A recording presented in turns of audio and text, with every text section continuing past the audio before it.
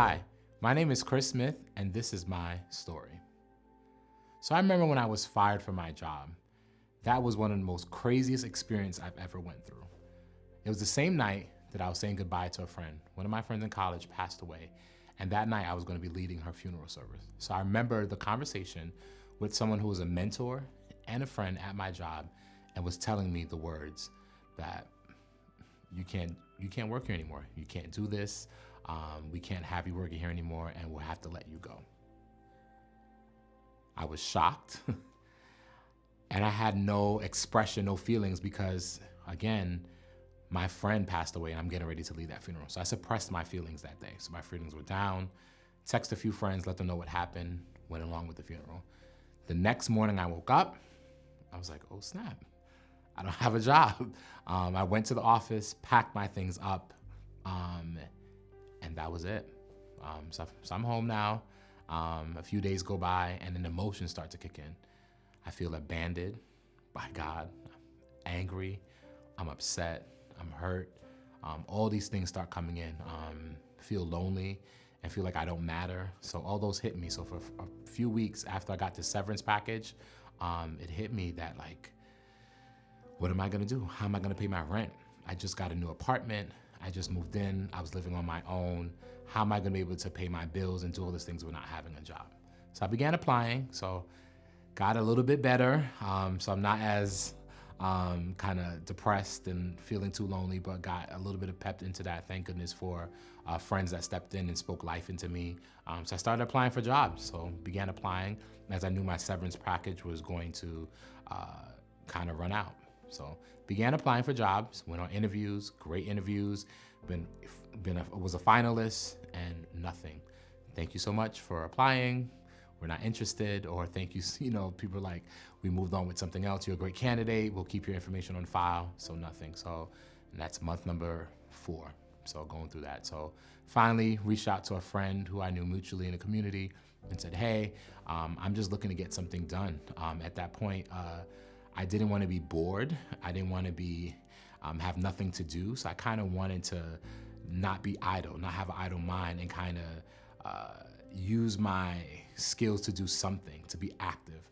So I decided to work for a nonprofit. It was a nonprofit organization which was looking to begin and get their 501c3 together and things like that. So I was hired as a part-timer as well as like a volunteer. So I really kind of didn't get paid much as well. But during this season, I learned who cared for me. I learned my family and friends that were passionate about blessing me. And I'm a giver. So people that know me, I'm a giver. So for me to receive is really difficult. So during that season, it was hard for me to be able to receive from people or for people to bless me. But I had to because I needed it during that time. So that's what happened. So I started working for this organization and it was going well. And then I started interviewing again because again, it's part-time. I'm not really making that much money. So I had an interview and it was one of the longest, intense interviews that I've ever been on. So at that interview, the same day that I got interviewed was the same day of the final interview. So what happened was, went on an interview, went through 5 different parts, and then they said, what we'll do is we'll call you back. So just go to a local Starbucks or a coffee shop in the area, wait around, and we'll give you a call back if you made it as one of the finalists. And I'm like, what? And during that time, I'm like, well, here we go again. But got called back for the final interview. A week later, they began calling my references. So I'm getting excited. I'm like, yes, I'm about to be working again. And then thoughts creep back in, right? Remember you got fired. Remember you applied before. Don't get too excited. It's not gonna happen. Wait till it works. So I'm just like, whatever. They're just probably just doing their reference check. It's not gonna mean anything. But a week later, got a phone call. I got offered the job, got hired, got offered the job. So that was in month number 8. So in the 9th month, I was gonna be starting a new job. But it was one of the most hardest experiences in times of my life to be able to go through that and to feel that to go through that, to be abandoned by God, to feel that he did not care about me, he didn't love me, he didn't care enough to stop them from firing me. And all those kind of thoughts came back and been like, you know what, is this gonna happen again with this new job that I'm gonna go to? What if they decide to let me go after a few months or after a year that I'm there? But because of during that moment and during that time, I was working at the church. So during that time when I wasn't working, I was at the church, giving my time and my service to the church again, didn't want to be bored. So during that time, I filled it with stuff. And I think during that time, I learned that God does still care about me. He still loves me. He's still with me.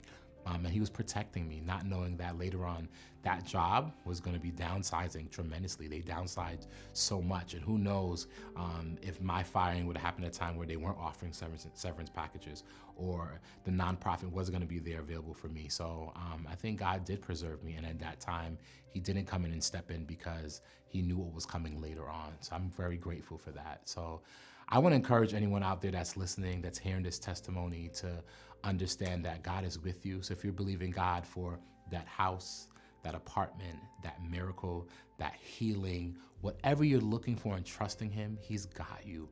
Wait patiently for him and he will come true.